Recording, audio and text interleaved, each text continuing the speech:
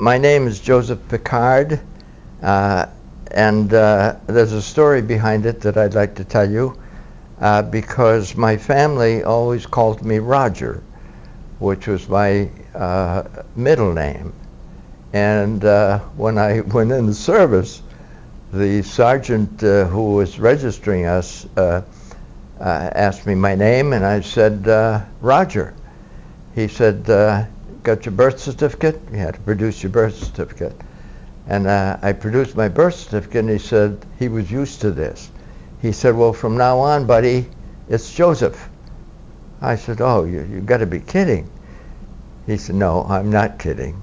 From now on, it's going to be Joseph. And so I've been known as Joe ever since. And this was quite common.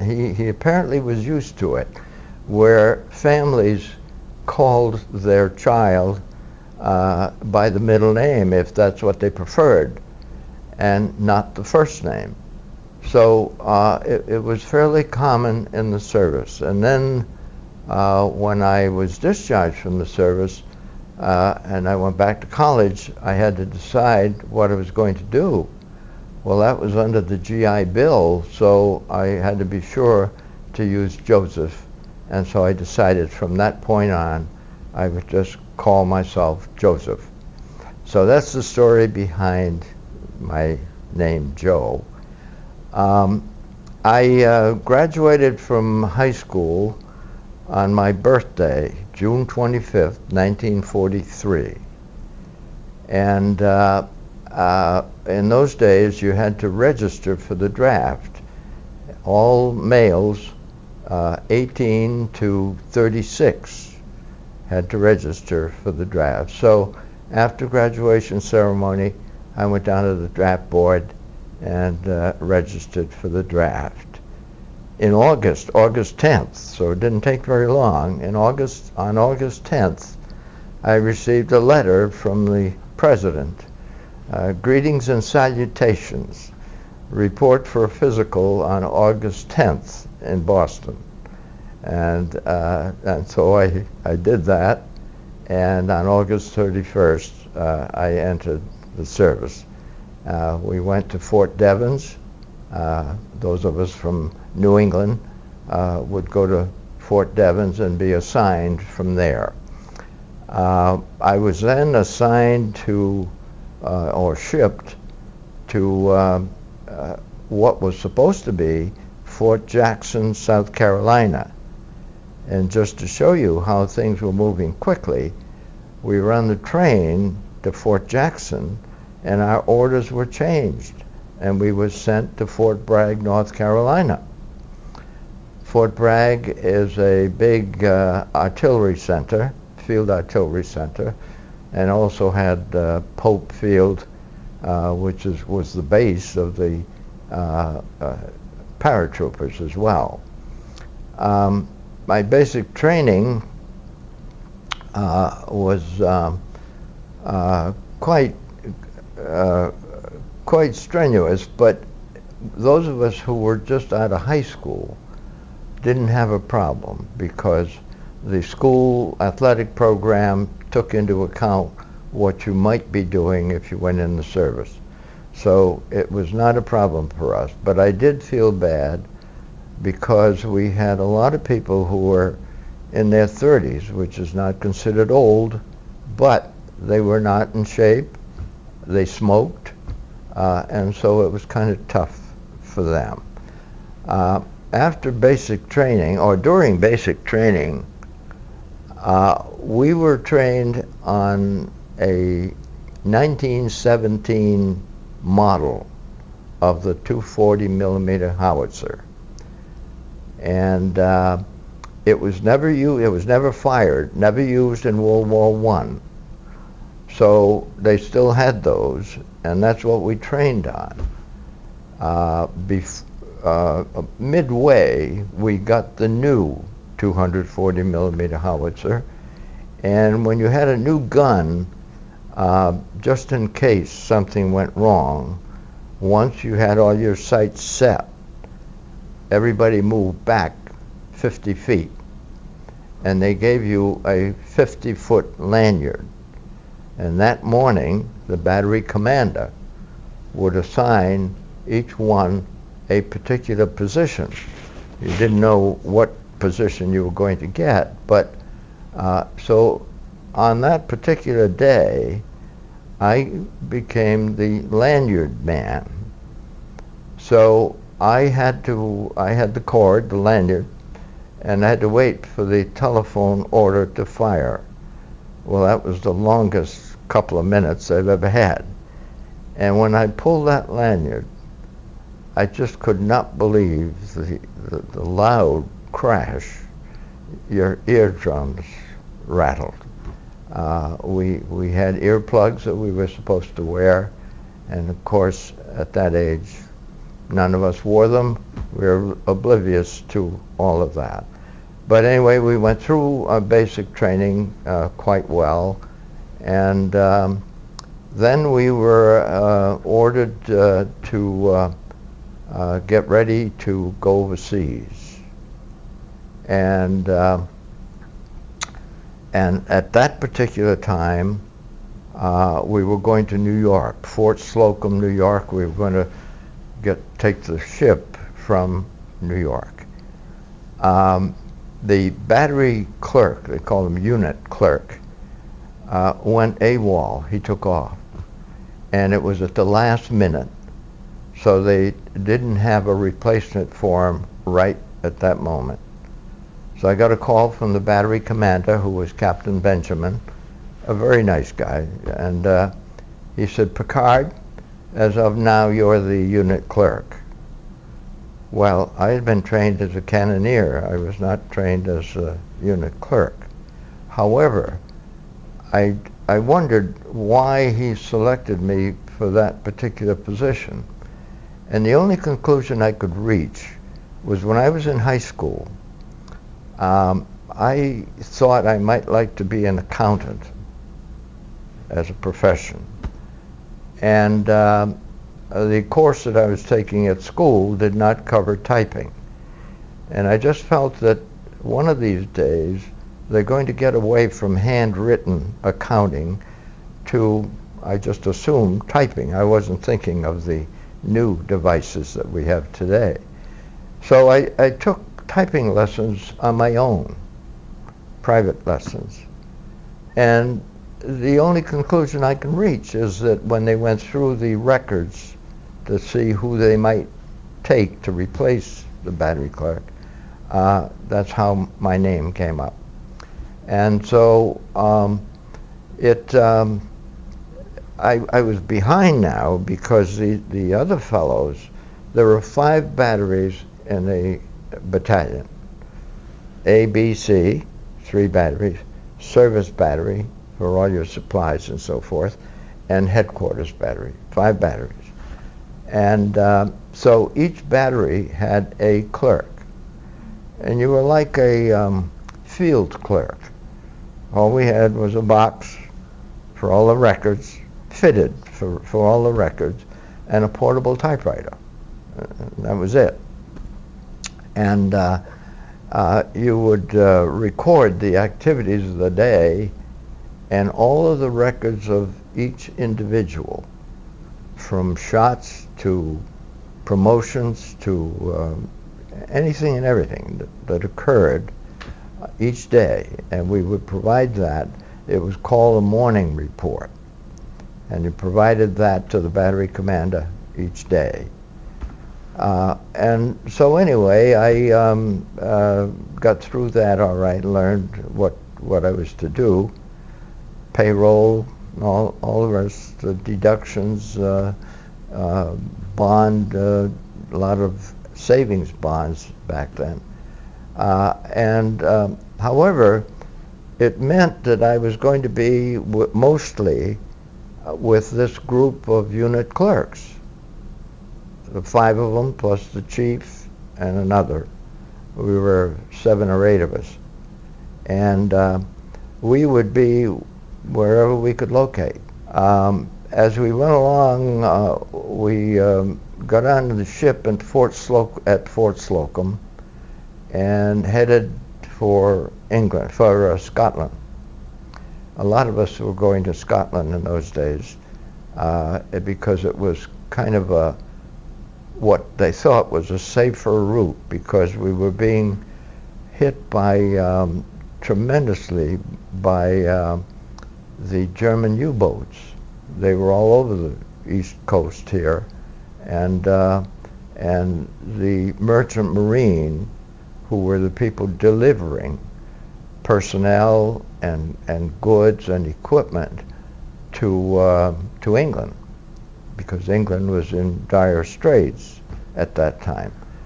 And we lost so many ships, including the merchant marine, because of these U-boats. So the ship that we were on was the Aquitania. I have a picture of the interior. Now, this was a luxury liner of the past. It was a British ship, and it was a luxury liner of the past. Well, I can assure you, it was not luxury when I was on it.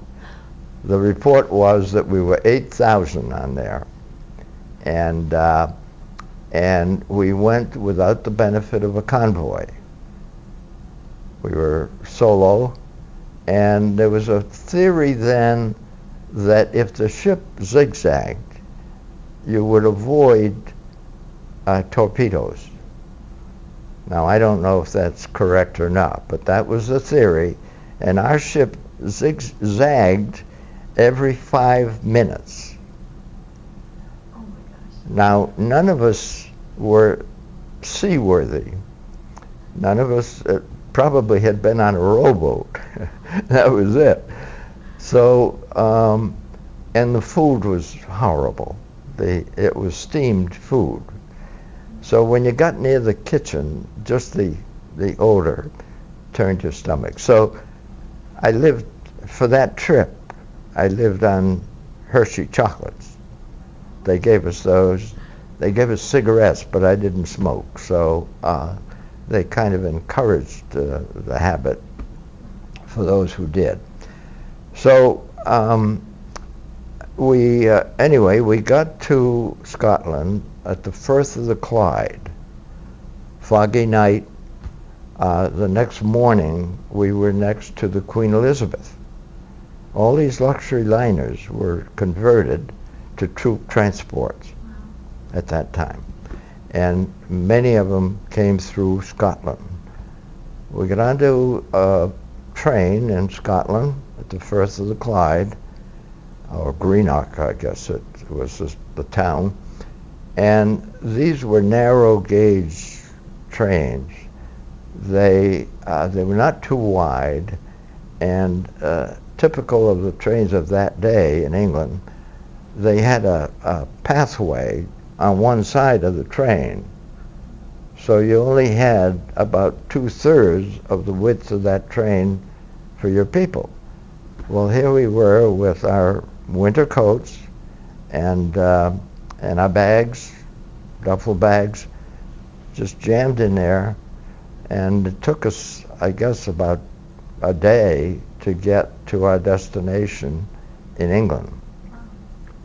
When we got to England, the location that they had set for us was a hotel called the Haven Hotel, beautiful, in Bournemouth, England. Now, Bournemouth, England is across the channel from England, and it's right by the water. It's a resort area. But we were 4 to a room, and you didn't have the standard bed. You had a wooden frame with steel slats. That was your spring, and they gave us bags, and they said, now there's hay or straw in the back of the hotel, so you set your own mattress here. So anyway, we went back there and filled these bags with the straw, and that was our mattress. Well, that first day, we were kind of late, and the Lieutenant Moore, who was in charge of this thing, said, "Don't worry about that wing that's been blown off, because that was a year ago, and they haven't been troubled since." So we said, "Fine, that's great." And these guns, which are huge, were in the courtyard. And so come 9 o'clock in the evening, we're still not accustomed, we don't know where the air raid shelters are or anything, and about 9 o'clock or so comes this plane overhead. And he was alone. And so we're looking for the air raid shelters, and it's dark, and you can't put any lights on. So we finally found it in the basement, and he, this plane, just circled around and then left. And we learned later, we used to call him Bed Check Charlie. About 10 o'clock at night, there would be this solo plane that would come over all the time, and just to scare people, I guess. And so Bed Check Charlie would come around at 10 o'clock every night. We were there for a good while, well, up to D-Day, and we had minimal training. I mean, it was just a matter of trying to take up the time, actually. It was a beautiful area, and in the evening, if we wanted to go to the restaurant to eat, it kind of struck us strange a little bit, because the only thing they had was fish, because they were short of food for their own people and their own service people. So we would go to the restaurant. Well, these were beautiful restaurants for fish and chips, and they had this great orchestra. The orchestra leader was a violinist, and a beautiful orchestra. You just wouldn't expect that at a fish and chip place here in the U.S. But anyway, we kind of enjoyed England. It really was very nice, and the people were very nice to us as well, because they knew we were there to help them, and we had been cautioned. You have to remember now, we're talking about 75 years ago, when people weren't traveling as much.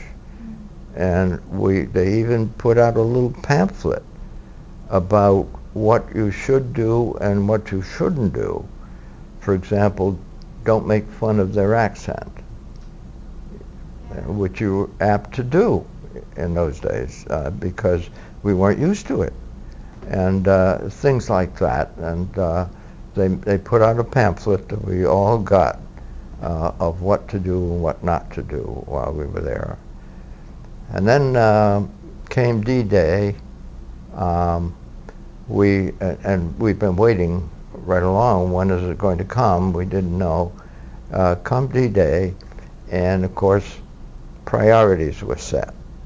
Certain units went, and what you had to do was you'd leave where you were to a marshalling area by the water, by the port, by the dock. And so the early ones that were in on D-Day went first. You just didn't know. We knew that we weren't going to be first, because our weapon was so huge that you couldn't move it that quickly and that easily. So we knew we weren't going to be first. But we were there on D+22. Everything was measured then by D-Day. So D+22 was our day. When we, as with most of the situations, we didn't land at the right place. And what they had to do, they had expected to capture a port of Cherbourg, and the Germans destroyed it on the way out as they retreated. So we didn't have a port to dock at. They had built a couple of portable docks, and they were smashed. The weather was horrendous during those days, and the channel was terrible. So you would have to land on the beach even long after D-Day. And to do that, you have to arrive at high tide so that you can get as far ashore as possible and wait for low tide to get off, to debark.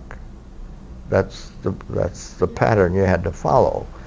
And so anyway, we managed to get off okay.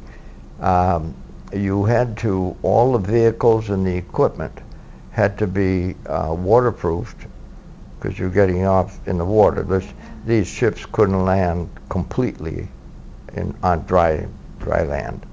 So we, once you got off, then you had to de-waterproof all this stuff. You couldn't run it that way. So you do that before you actually get to any real duty. And at that point, we weren't very far inland. We had all kinds of trouble with hedgerows. I say we, Allied forces, because it was the infantry that had the tough time with the hedgerows. And they had dropped mines all over the place in retreating. We lost one of our truck drivers, went over a mine and got killed instantly, and his partner was injured but not killed. So we got off to that kind of a start, but then we went on pretty well from that point on. And because we didn't have the port, the Germans had blocked a place called St. Lo, little town St. Lo, which was a crossroad to our destination. And they resisted. They knew that this was important to us. And so they resisted it for, I don't know, something like 20 days.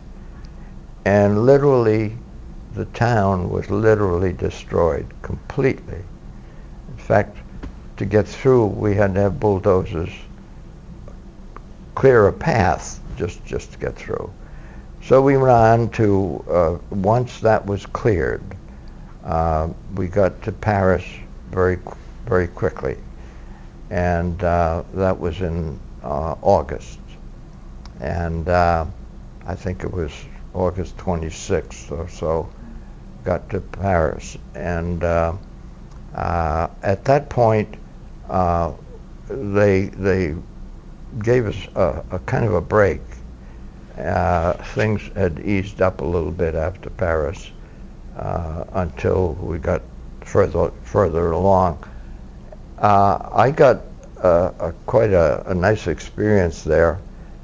The battery commander called me, Captain Benjamin, and he said, Picard, he said, Captain Gibson of the service battery is looking for an area for his people for a little bit of a break to repair equipment and so forth. And he needs someone who speaks French because we're still in France. And now I can speak French, and I could speak better then because I had more experience then. So he said, you're going to go with him for a few days. Oh, okay. Didn't have any choice anyway. So we went there, and we got to this place called Senonche. And Captain Gibson said, Pick, they call me Pick. Pick, go up and ask him if we can use his, they called them domain. They had their own hunting grounds. Yeah, they called them domains. And he said, ask him if we can use this domain for a few days for a rest for our people and to repair our equipment. Well, we didn't have to do that, but that's the kind of guy he was. So I went up, and it was an old gentleman. He and his wife lived in Paris, but during the war, in the summer, they had the means to rent this chateau.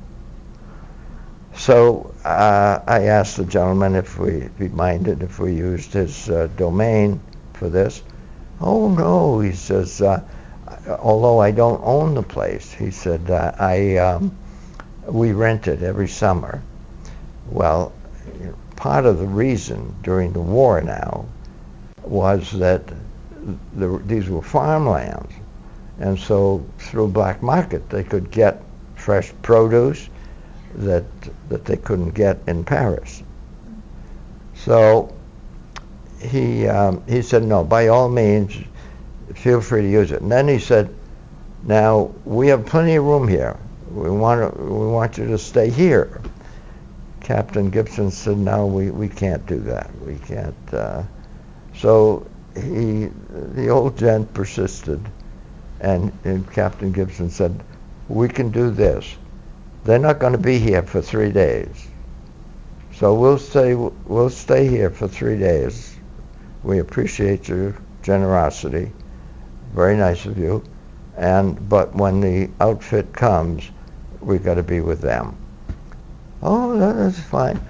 So what would you like for breakfast? Well, God, and we were sleeping. I had a bed in one of the turrets, and we had been on the ground, ever since June. So anyway, it was they were really nice people, and I have a postcard of the chateau, and my wife and I went back to Europe several times, and on one trip we went back to this little town, and I didn't know quite how to find the chateau, so I went to the police station, and the officer there said, he said, you're going to find a big change. He said, the building looks the same on the exterior, but he said, it's a disc attack. So, it's the same old story. The point had come where they couldn't maintain these things anymore, and they made a business facility out of it.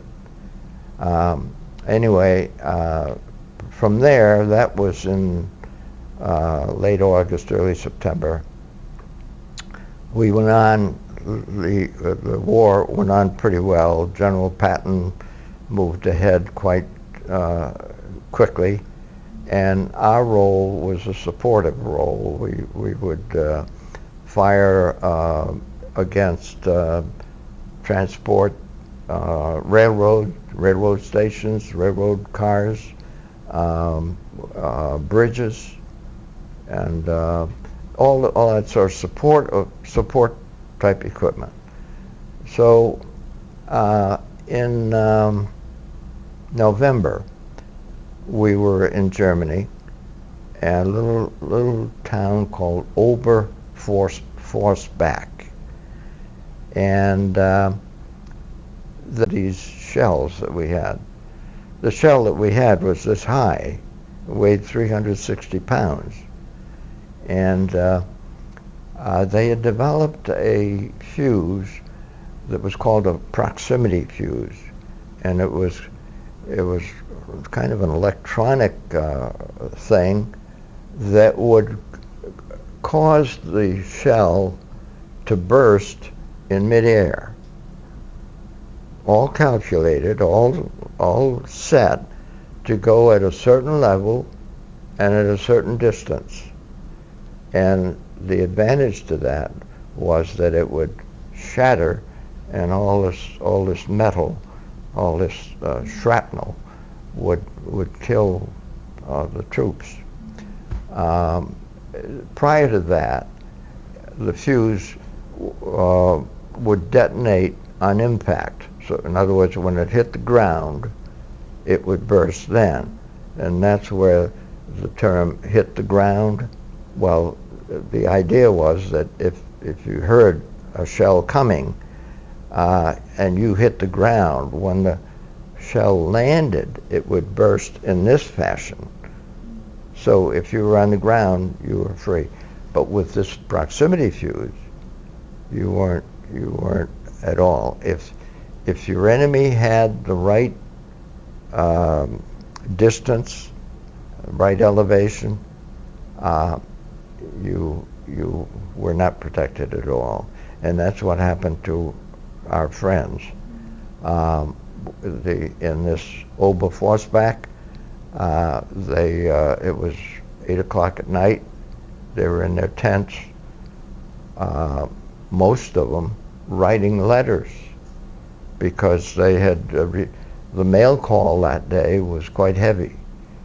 Your mail wasn't always on time, and so they were writing letters, and in comes this shell, and it burst, and we lost 3 on that, and we had a half a dozen who were injured, not killed but injured, and one of them was a good friend. Well, they were all friends, but one in particular who came from Laconia, and I came from Rhode Island. And anyway, he was killed instantly by a large piece of shrapnel in the post-nape of the neck. His partner, Alan, lost both legs at knee level and died shortly thereafter. So it was sad. And anyway, we continued on, and then came the Battle of the Bulge. It was the coldest part of the century, and we managed to get through that okay. And then, of course, the war ended in June. At that point, the U.S. government had prepared for this. The U.S. government was prepared to make the transition quickly. And so within a matter of a couple of weeks, they were already starting to locate places for us, because we came home on a point system. And the points that you got credit for were the campaigns that you were in, the length of service time, whether you had any awards, Silver Star, Bronze Star, Purple Heart.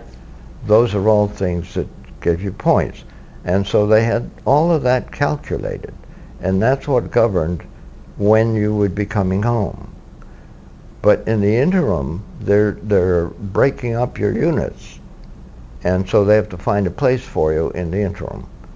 So I got shipped to Reims, France, beautiful city, Champagne city of the world. It was a film library that I went to, that I was sent to on Christmas Eve, the 24th of December. It took us 12 days to get from Le Havre to Newport News, Virginia, something that normally would be 4 or 5 days. It's amazing, though, that you made it for Christmas Eve. Perfect timing. Yes. But when we got there, the dock was closed. The staff was gone. There wasn't a soul. And, there was always a lot of kidding about the chaplain. Well, we got the chaplain to radio in that we had, our story, how long we had been on the water just trying to trying to get there, and the chaplain got us off. Wow. Got us off, and they opened the kitchen, and they had a steak dinner for us 3 o'clock in the morning, and it was really something. From there, we came back to Fort Devens, and I was discharged from Fort Devens on New Year's Day.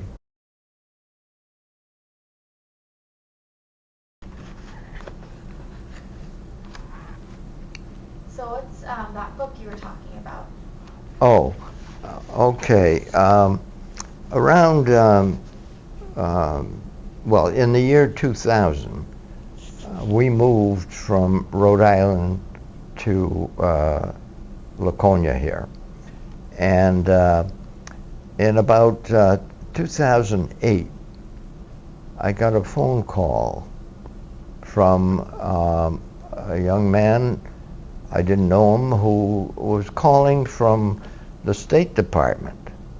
Now, this is 65 years after my service time.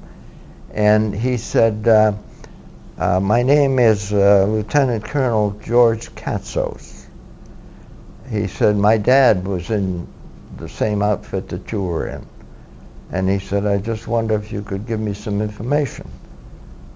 Well, I was surprised, and I didn't recognize that particular name. You know, there were about 130 people in our battery, and what had happened was his dad was injured during the war, and he wanted to know what happened, where he was treated, and how he was treated, and all of this. And I couldn't help him too much with that, but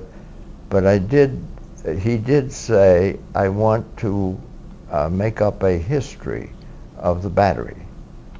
And he said, I'm going to need your help. Well, in this book, what I had to prepare, my job was, part of it, was to prepare what they call a morning report, which is the activities of the day for the battery commander. Every day you had to do this. And I had tried to get this information, and they told me the State Department didn't have the time to do this stuff. They said, well, there was the records are all in St. Louis, Missouri, and there was a massive fire there, so the records were destroyed. Well, he had access, because of his position, access to the records in Washington. And beside that, he and his father went to St. Louis and looked up these records themselves, and they found them. So he made up a booklet of the history of Sea Battery, and it's got lots of these morning reports that I prepared. And then, of course, he's got a lot of pictures in here as well.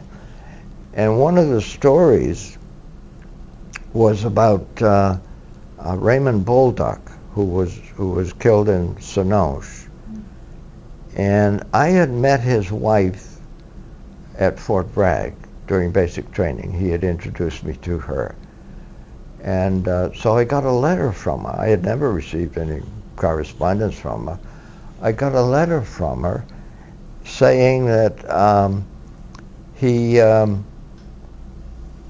that the telegram from the federal government, from the State Department, said that he was killed in action on October 5th. And she wrote this letter to me and said, it can't be, because I received letters dated after October 5th from him. So it couldn't be. Well, so I wrote to her and said, I can't give you too much in the way of details, but I do have all the information. So if I get back home, I'll go up to see you in Laconia, and I'll give you that information. Well, I did that. After we got home, I came up here from Rhode Island, and she was living with her mother at the time, and I went there, and I told her who I was and what I was there for, and she said, well, you realize that she's remarried. I wasn't convinced that she would be glad to see me, so I went back home. I was at a standstill for the time being. And then one day I saw where this honor flight was in a new chapter was in effect here. The gentleman was from Hooksett, and that what they do is take World War II veterans to the monuments in Washington, particularly the World War II monument, but to all of them. And anyway, they were looking for people from World War II. So I filed an application, and I was accepted. They're very good about it. I was accepted, so I looked up, because I didn't know much about them. I looked up on the internet the story of this honor flight, and found that they had a fellow by the name of Bolduc on their team to help them on these trips. And so when I looked up a little bit of his history on this honor flight, I saw that he had